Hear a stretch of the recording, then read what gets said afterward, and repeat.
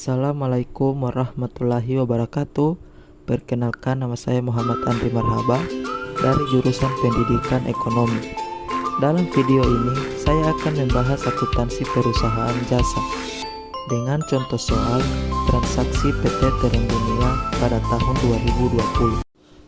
Pada tahun 2020, Aldrin mendirikan sebuah perusahaan jasa yang berbentuk perseroan terbatas, yaitu PT perusahaan yang bergerak di bidang jasa perawatan dan perbaikan berbagai peralatan elektronik. Ini diberi nama PT Terang Dunia. Perusahaan ini beroperasi di wilayah Jakarta. Berikut ini transaksi yang terjadi selama bulan April 2020. Transaksi pertama, pada tanggal 1 April 2020, PT Terang Dunia menerima uang tunai sebesar 150 juta sebagai setoran modal dari pemegang saham atau pemilik perusahaan. Transaksi kedua, tanggal 5 April 2020, Aldrin sebagai pemilik perusahaan menyerahkan lagi sebuah bangunan ruko beserta tanahnya masing-masing seharga 250 juta dan Rp 200 juta sebagai setoran modal saham tambahan bagi PT Terang Dunia. Tanggal 6 April 2020, manajemen PT Terang Dunia membeli berbagai peralatan elektronik seperti komputer, printer, obeng, solder, dan sebagainya seharga 17 juta. Pembelian peralatan usaha ini dilakukan secara kredit dari Tok ABC. Transaksi keempat, tanggal 7 April 2020, PT Terang Dunia memperoleh kredit usaha dari Citibank sebesar 60 juta dengan jaminan tanah. Pada tanggal 12 April 2020, PT Terang Dunia mendapat pesanan jasa untuk memperbaiki 6 unit komputer dan printer. PT Duta Niaga dengan ongkos sebesar 9 juta rupiah. Untuk transaksi ini, PT Duta Niaga membayar secara tunai. Transaksi keenam, tanggal 12 April 2020, PT Terang Dunia memperoleh pesanan jasa perbaikan 27 unit komputer dan printer PT Jaya Makmur dengan ongkos sebesar 20 juta. Untuk transaksi ini, PT Jaya Makmur belum membayar sama sekali kepada PT Terang Dunia, bahkan hingga selesai perbaikan. Transaksi ketujuh, pada tanggal 25 April 2020, PT Terang Dunia membayar berbagai beban usaha secara tunai, mulai dari beban tenaga kerja sebesar Rp3.500.000, beban perlengkapan sebesar Rp2.300.000, hingga beban bunga sebesar Rp1.200.000. Transaksi ke-8, tanggal 26 April 2020, PT Terang Dunia membayar sebagian utang usahanya sebesar 10 juta kepada Toko ABC atau pembelian peralatan usaha pada tanggal 6 April 2020. Transaksi ke-9, 28 April 2020, PT Terang Dunia menerima pembayaran sebagian piutang usaha dari PT Jaya Makmur sebesar 12 juta.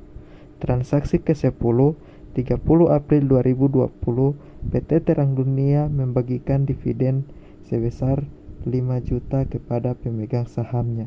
Diminta beban penyusutan peralatan usaha pada bulan April sebesar 500.000. Yang kedua, beban penyusutan bangunan untuk bulan April sebesar 2 juta rupiah. Selanjutnya kita masuk pada jurnal umum. Untuk membuat jurnal umum, pertama-tama kita harus membuat tabel atau kolom dengan format yang pertama, yaitu tanggal, keterangan, referensi, debit, dan kredit. Untuk cara membuatnya, kita kembali pada akun pertanyaan yang tadi. Nah, ini dia. Pada tanggal 1 April 2020, PT Terang Dunia menerima uang tunai sebesar 150 juta sebagai setoran modal dari pemegang saham atau pemilik perusahaan. Jadi, kas atau modal atau harta bertambah ditulis di debit sebesar 150 juta dan modal ditulis di kredit 150 juta.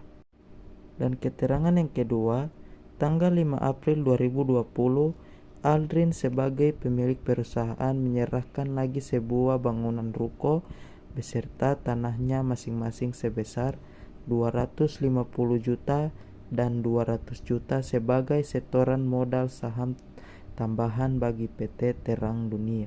Jadi, bangunan bertambah, kita tulis 250 di debit. Tanah bertambah, kita tulis di debit sebesar 200 juta. Jadi total modal semuanya 450 juta, kita tulis di kredit. Dan transaksi ketiga, tanggal 6 April 2020, manajemen PT Terang Dunia membeli berbagai peralatan elektronik seperti komputer, printer, obeng, solder, dan sebagainya seharga 17 juta. Pembelian peralatan usaha ini dilakukan secara kredit dari toko ABC. Jadi, peralatan bertambah sebesar 17 juta, kita tulis di debit. Dan utang bertambah sebesar 17 juta, kita tulis di kredit. Transaksi keempat, tanggal 7 April 2020, PT Terang Dunia memperoleh kredit usaha dari Citibank sebesar 60 juta dengan jaminan tanah. Jadi, kas bertambah sebesar 60 juta, kita tulis di debit. Utang bank bertambah, kita tulis di kredit sebesar 60 juta. Transaksi kelima, tanggal 12 April 2020, PT Terang Dunia mendapat pesanan jasa untuk memperbaiki 16 unit komputer dan printer PT Duta Niaga dengan ongkos sebesar 9 juta. Untuk transaksi ini PT Duta Niaga membayar secara tunai. Jadi, kas bertambah sebesar 9 juta, piutang bertambah sebesar 20 juta, kita tulis di debit. Pendapatan keseluruhannya sebesar 29 juta, kita tulis di kredit. Dan transaksi berikutnya, tanggal 25 April 2020, PT Terang Dunia membayar berbagai beban usaha secara tunai mulai dari beban tenaga kerja sebesar 3.500.000, beban perlengkapan sebesar 2.300.000 hingga beban bunga sebesar 1.200.000. Jadi, beban gaji bertambah 3.500.000, kita tulis di debit. Beban perlengkapan sebesar 2.200.000, kita tulis di debit.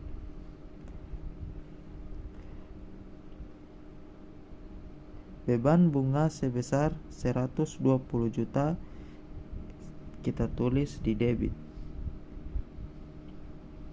Jadi total kas keseluruhan sebesar 7 juta, kita tulis di kredit.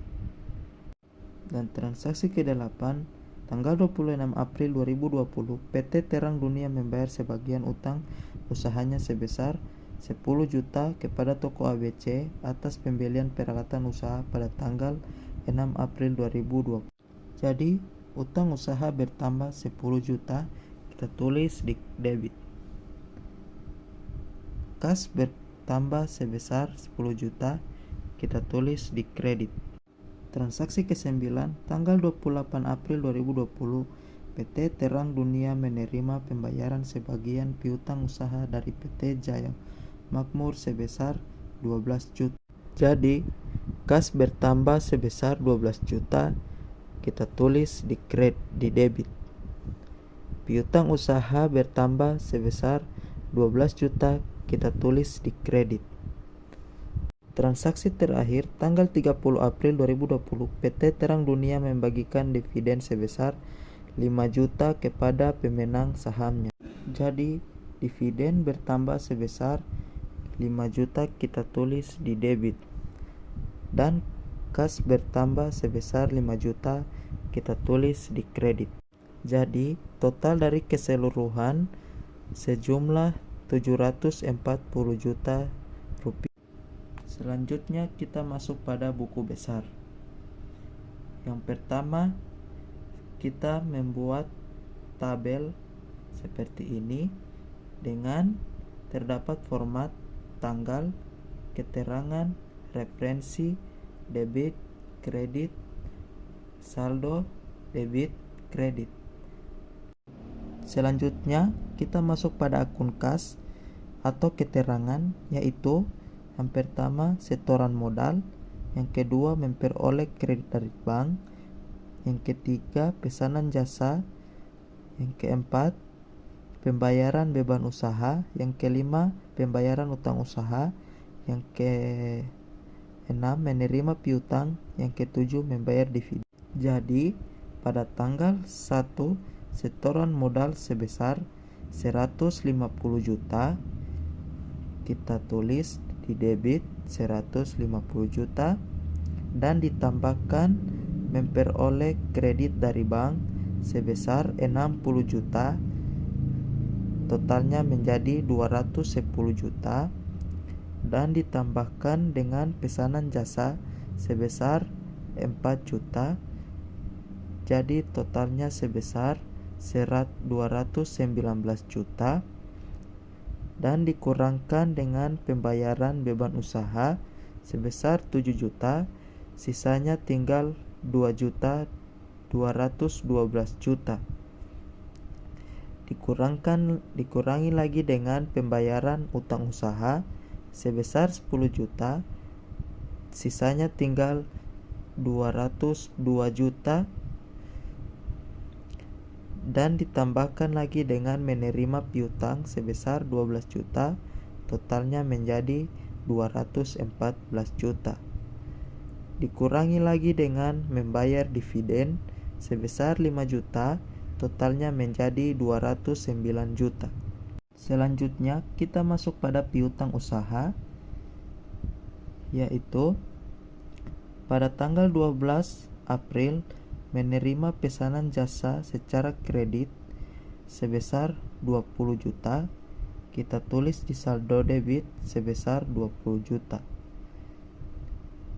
Dikurangi dengan menerima pembayaran jasa sebesar 12 juta, kita tulis di saldo debit, sisanya tinggal 8 juta. Kita masuk pada akun peralatan, yaitu pada tanggal 6 April membeli perusahaan sebesar 17 juta, jadi kita tulis di saldo sebesar 17 juta. Kita masuk pada akun bangunan, yaitu pada tanggal 5 April tambahan modal sebesar 25 juta, kita tulis di saldo sebesar 25 juta. Yang terakhir, kita masuk pada akun tanah, yaitu tanggal 5 April tambahan modal sebesar 200 juta, kita tambah di saldo debit sebesar 200 juta. Selanjutnya utang usaha, yaitu pada tanggal 6 April 2020 membeli peralatan sebesar 17 juta, kita tulis di saldo kredit sebesar 17 juta. Dan pada tanggal 26 April pembayaran sebagian sebesar 10 juta, kita tulis di saldo kredit sebesar 7 juta rupiah. Utang bank, yaitu pada tanggal 7 April memperoleh kredit sebesar 60 juta, kita tulis di saldo kredit sebesar 60 juta. Modal, yaitu pada tanggal 1 April modal awal sebesar 150 juta, kita tulis di saldo kredit sebesar 150 juta. Dan yang kedua, tanggal 5 April tambahan awal sebesar 150 juta, kita tulis di saldo kredit sebesar 600 juta. Pendapatan, pada tanggal 12 April PT Duta Niaga sebesar 9 juta, kita tulis di saldo kredit sebesar 9 juta. Yang kedua, pada tanggal 12 April PT Jaya Makmur sebesar 20 juta, kita tulis di saldo kredit sebesar 29 juta totalnya. Selanjutnya kita masuk pada pendapatan dividen. Pada tanggal 30 April, pembagian dividen tunai sebesar 5 juta. Kita tulis di saldo debit sebesar 5 juta rupiah. Selanjutnya, beban gaji. Pada tanggal 25 April, membayar berbagai beban sebesar 3.500.000. Kita tulis di saldo debit sebesar 3.500.000. Beban perlengkapan pada tanggal 25 April membayar beban sebesar 2.300.000. Kita tulis di saldo debit sebesar 2.300.000. Beban bunga pada tanggal 25 April membayar beban bunga sebesar 1.200.000. Kita tulis di saldo debit sebesar 1.200.000. Dan semua akun tadi kita pindahkan di neraca saldo hingga mencapai jumlah sebesar 696 juta. Selanjutnya kita masuk pada neraca lajur, dan akun-akun yang kita dapat pada neraca saldo kita pindahkan ke daftar saldo sesuai debit kreditnya. Kita masuk di kolom penyesuaian. Pertanyaannya, beban penyusutan peralatan usaha pada bulan April sebesar 500. Jadi, beban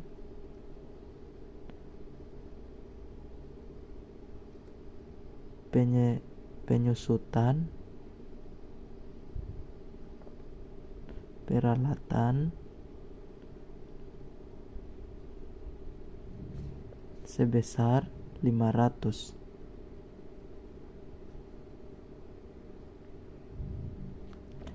Dan akun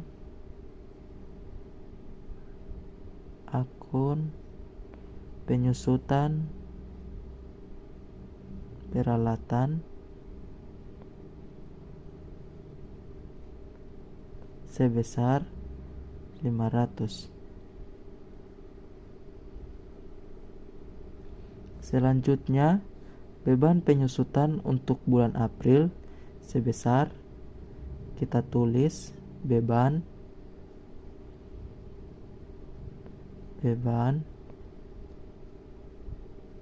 penyusutan bangunan sebesar 2 juta rupiah.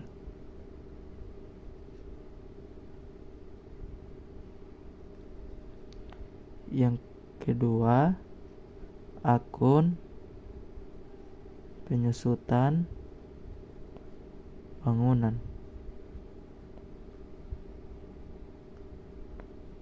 sebesar 2 juta.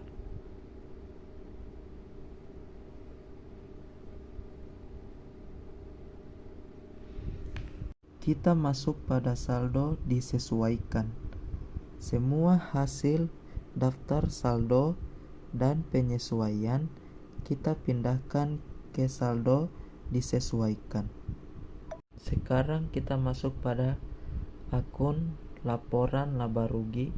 Yang akan kita cari adalah laporan laba ruginya. Kita mendapat pendapatan senilai 29 juta, dan semua beban kita tambahkan, entah itu beban gaji sebesar 3.500.000 dan beban perlengkapan sebesar 2.300.000, beban bunga sebesar 1.200.000, dan beban penyusutan peralatan usaha sebesar 5 juta. Jadi total beban semuanya 9.500.000. Jadi dari hasil pendapatan 29 juta kita kurangi dengan total 9.500.000, hasilnya menjadi 19.500.000. Kita masuk pada laporan perubahan modal. Modal awal sebesar 600 juta kita tambahkan dengan laba usaha sebesar 19.500.000, kita kurangi dengan dividen sebesar 500.000, hasilnya menjadi 614.500.000. Selanjutnya kita masuk pada laporan posisi keuangan, yaitu ada kas sebesar 209 juta, piutang usaha sebesar 8 juta, peralatan 17 juta, ditambahkan dengan akumulasi penyusutan peralatan usaha sebesar 500.000, peralatan bersih sebesar 16.500.000, dan bangunan sebesar 250 juta, akumulasi penyusutan bangunan sebesar 200.000, bangunan bersih sebesar 248 juta, tanah sebesar 200 juta, ditambahkan dengan kas, piutang usaha, peralatan, totalnya menjadi 681.500.000. Selanjutnya utang modal. Utang usaha sebesar 700.000, utang bank sebesar 60 juta. Jadi total utang sebesar 67 juta, ditambahkan hasilnya menjadi 681.500.000. Sekarang kita masuk pada jurnal penutup. Terdapat yaitu keterangannya pendapatan, ikhtisar laba rugi, beban gaji, beban perlengkapan, beban bunga, beban penyusutan perlengkapan usaha, beban bangunan, ikhtisar laba rugi, laba, dividen, dan selanjutnya ikhtisar laba rugi ditambah sebesar 29 juta, ditambahkan dengan beban gaji sebesar 3.500.000, ditambahkan dengan beban perlengkapan sebesar 2.300.000, ditambahkan dengan beban perlengkapan sebesar 1.200.000, ditambahkan dengan beban bunga sebesar 500.000, ditambahkan dengan beban penyusutan perlengkapan usaha sebesar 2 juta, ditambahkan dengan laba sebesar 19.900.000, ditambahkan dengan dividen sebesar 5 juta, totalnya menjadi 63 juta rupiah.